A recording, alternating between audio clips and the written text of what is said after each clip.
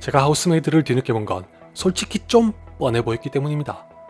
거슬러 올라가면 우리나라의 하녀부터 위험한 독신녀와 요람을 흔드는 손까지 우연히 만나게 된 룸메이트 내지는 동거인이 한 가족이나 연인 사이에 끼어들어 위험한 사건이 벌어진다는 설정은 이제 다를 대로 다른 소재입니다. 오죽했으면 시드니 스위니와 아만다 사이드프리드가 나오는데도 관심이 없었습니다. 사실 개인적으로 시드니 스위니는 하필 마담 웹으로 각인된 배우인데다가 왜 그렇게 인기가 많은 건지 아직도 잘 모르겠습니다. 아만다 사이프리드의 경우는 한때 예쁜 외모로 주목을 받았다가 경력이 쌓이면서 연기까지 좋아져 여러모로 매력적인 배우인 건 틀림없으나 이 뻔해 보이는 영화까지 보러 가게 만들 정도는 아닙니다. 그냥 나중에 VOD로 풀리면 봐야겠다고 생각했는데 의외로 재밌다는 분들이 댓글에 간혹 보이시길래 약간 호기심이 생겨서 봤습니다. 물론 제가 예상했던 대로의 영화였다면 혼자 속으로 오지게 욕했겠지만 다행히 파국은 면했습니다. 결론적으로 적극 추천할 순 없어도 적당히 즐기기에는 괜찮은 영화입니다. 전반부만 놓고 보면 배우만 바뀌었을 뿐 제가 지금까지 이 영화를 안 본 이유가 눈앞에서 완벽하게 재현됩니다. 그 바람에 시큰둥하다가 중반부 이후로 진면목이 드러날 즈음에는 나름 참신한 변주가 마음에 들었고 원작 소설이 시리즈로 이어진 연유도 짐작할 수 있었습니다. 참고로 PC와 페미니즘에 극도로 예민하신 분들은 관람을 피하시는 게 좋을지도 모릅니다. 지금부터는 줄거리 소개를 위한 약간의 스포일러가 있으니 주의하세요. 밀리는 화려한 경력을 가지고도 니나와 앤드류의 집에 거주해야 하는 입주 가정부로 들어갑니다. 면접에서 왜 이 일을 하려는 건지 니나가 물어보자 두루뭉술하게 둘러댔는데 알고 보면 오히려 간절한 쪽은 밀리입니다. 왜냐하면 밀리는 불과 얼마 전에 가석방으로 나온 전과자인데다가 부모와는 절연한 상태라 갈 곳도 없어 차에서 잠을 자는 처지입니다. 이 와중에 비록 다락방일지언정 으리으리한 저택에서 숙식을 해결할 수 있는 입주가정부는 누구보다 밀리에게 필요한 일입니다. 그렇기 때문에 이력서도 새빨간 거짓말로 채웠으나 니나가 조금만 알아보면 다 들통날 것 같아 자포자기하고 미련을 접었습니다. 바로 그때 기적적으로 니나에게 전화가 와서 면접을 통과했으니 집으로 오라고 합니다.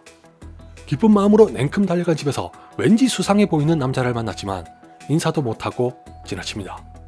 어차피 그 남자는 정원사라 딱히 마주칠 일이 없어 밀리는 금세 자신의 기억에서 지운 채 도착하자마자 성실하게 근무합니다. 밤에는 니나의 남편인 앤드류와 딸인 CC와도 인사를 나눴는데 CC가 좀 싸가지 없어 보이는 걸 빼면 그냥 평범해 보이는 가족입니다. 까탈스러워 보이던 니나도 밀리에게 폰을 새로 사주는 등으로 잘 챙겨주길래 드디어 시름을 덜어내고 행복한 순간을 맞이한 줄 알았으나 세상이 그렇게 만만할 리 없습니다. 아침이 되자 니나는 180도 달라져 밀리가 하지도 않은 일로 온갖 신경질을 부리는 진상으로 돌변합니다. 밀리로서는 황당하고 불쾌한 꼴을 당했지만 니나가 당장 나가라고 해도 바지가랑이를 붙잡고 매달려야 하는 신세라 불평 한마디 못하고 묵묵히 일합니다. 그럼에도 불구하고 니나는 별의별 트집을 잡으며 밀리를 못살게 굴었는데 이웃들과 다른 집 가정부의 말에 따르면 예전에 니나가 끔찍한 짓을 저질러 정신병원에 입원했던 적이 있다고 합니다. 그제서야 참는 게 능사가 아닐 정도의 위험한 상황에 처했다는 걸 알게 되지만 최대한 빨리 다른 일을 구하기 전까지는 별 수 없이 이 소름 끼치는 집에 머물 수밖에 없습니다. 이 판국에도 불행 중 다행으로 앤드류가 니나 때문에 상한 밀리의 마음을 알아주고 달래주는 유일한 버팀목이 됩니다. 부유한 집에서 태어나 아버지의 가업을 이어받은 앤드류는 주변의 모든 여자들이 선망하는 남자입니다. 흔히 하는 말로 엄친아 같은 잘생긴 외모에 체격도 좋고 성격도 좋아 니나가 극심한 히스테리를 부려도 변함없이 자상하게 대합니다. 딸한테도 더없이 좋은 아빠라 니나에게는 과분한 남자라는 지시가 쏟아지는 것도 이상하지 않긴 한데 니나가 난리를 피우면 피울수록 밀리도 앤드류에게 빠져든다는 게 문제입니다. 급기야 또 한 번 니나의 정신 나간 짓으로 인해 본의 아니게 두 사람만 시간을 보내게 되자 밀리에게는 꿈같은 시간이 펼쳐졌으나 눈치가 빠른 관객이라면 모를 수 없을 정도로 이 모든 게 니나의 계략이었다는 게 밝혀집니다. 그 사실을 까맣게 몰랐던 밀리는 뒤늦게 니나의 속셈을 알아차리지만 진짜 엄청난 사연은 따로 있습니다. 줄거리만 들어도 동의하시겠지만 제가 말씀드린 대로 하우스메이드의 전반부는 제 예상에서 단 한 치도 안 벗어납니다. 모종의 계기로 인해 입주가정부와 남편이 야릇한 관계를 맺는 진보하다 못해 요즘 같은 세상에는 입주가정부란 직업을 왜곡하는 구시대적인 관념이라고 욕이란 욕을 다 먹을 수도 있는 설정인 것 누구도 부인하기 힘들 거라고 생각합니다.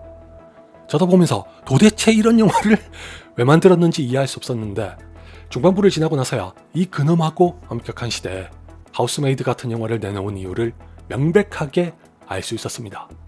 벌써부터 중요한 스포일러를 발설하는 게 유감이지만 이걸 까지 않고서는 할 얘기가 별로 없으니 너그러운 양해 부탁드립니다. 방금 중요한 스포일러라고 말씀드리긴 했으나 솔직히 웬만큼 둔감하신 분들만 아니라면 반전이 대기하고 있다는 것쯤은 진작에 알아차리고도 남습니다. 그렇지 않고서야 가뜩이나 뻔해 보였던 내용을 실제로도 고스란히 재현할 리가 없거니와 니나가 본색을 너무 빨리 드러냅니다. 대개는 서서히 불길한 기운을 들이우다가 빨라도 중반부에나 터지기 마련인데 반해 하우스메이드는 밀리가 입주한 이튿날에 바로 안면을 바꿔버리니까 저로서는 반전이 있다는 걸 모르고 싶어도 모를 수 없었습니다. 더군다나 그 말도 안 되는 짓을 다 받아주는 남편이 누가 봐도 탐내는 완벽한 남자라면 어떤 반전일지 절로 상상이 됩니다. 역시 아니나 다를까 네, 얘가 진짜 나쁜 놈입니다.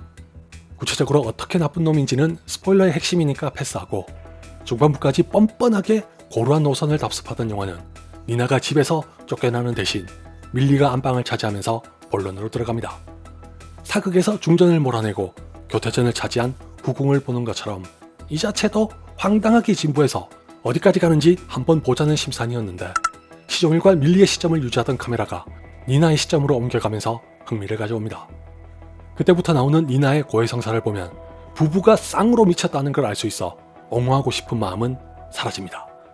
아직 안 보신 분들을 위해 더 큰 스포일러는 넣어둡니다만 정신 나간 두 사람 사이에서 밀리가 험한 꼴을 보게 된다는 것만 말씀드립니다. 더 자세한 건 직접 확인하시길 바라며 아무튼 이 뻔한 것 같았던 영화는 PC와 페미니즘을 결합한 덕에 2026년에도 존재하게 됩니다. 하우스메이드는 철저하게 백인 남성, 그중에서도 상류층의 위선 뒤에 숨겨진 완벽에 대한 병적인 집착과 여성을 부속품으로 여기는 비인간적인 실태를 고발합니다. 영화 속에서는 몇 가지 소재를 통해 마치 히틀러의 아리아 인종 우월주의처럼 백인으로서의 전통이나 표본을 굳건하게 유지하려는 꼴사나운 행태가 나타납니다. 예를 들어 밀리가 면접을 보러 갔을 때부터 니나는 다과를 내놓으면서 유럽을 들먹이고 앤드류는 금발에 집착해 니나가 뿌리 염색을 하지 않은 걸 보고 화를 냅니다. 밀리가 대대로 내려오는 그릇을 깨자 순식간에 돌변에 발광하는 앤드류도 마찬가지의 맥락에서 나온 것이며 치아와 미소를 자랑스레 여기는 것 또한 치과에 얼마든지 방문할 수 있는 상류층 백인의 특징입니다. 약간 다른 의미에서 인형의 집이 등장하는 건 앤드류가 지독한 통제광이라는 걸 시사합니다.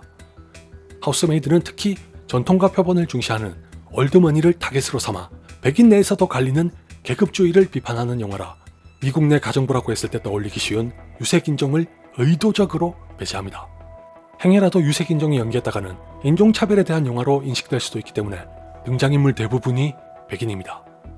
여기서 참 아이러니한 건 이걸 의도적으로 노린 건지 모르겠으나 다들 아시다시피 시드니 스위니는 백인의 우월한 유전자를 강조하는 듯한 청바지 광고로 엄청난 논란의 중심에 섰던 장본인입니다. 제가 알기론 그 논란에 대해 명확한 입장 표명은 없었던 와중에 백인이라고 다 같은 백인은 아니라고 하는 영화에 출연한 게 순전히 우연인지 궁금합니다. 뻔한 영화에 페미니즘이 더해진 건 솔직히 식상하다면 식상한 처방이지만 클리셰를 비트는 용도로는 꽤 잘 먹힙니다. 이것도 스포일러라 자세히 말씀을 못 드리는데 앤드류가 니나와 밀리를 어떤 시각으로 바라보고 어떻게 취급하는지에는 삐뚤어진 남성성에 대한 노골적인 비판이 담깁니다.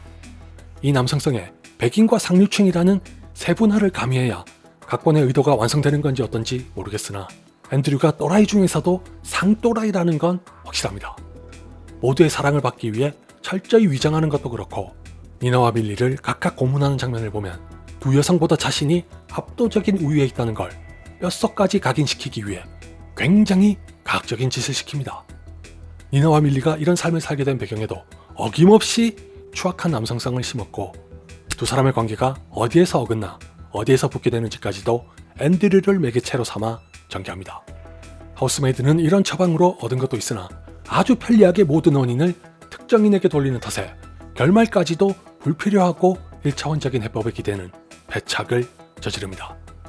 이 남자는 굳이 나올 필요가 있었는지 의문인데 어쩌면 백인 상류층을 세밀하게 조준하려는 의도가 담긴 것 같기도 합니다.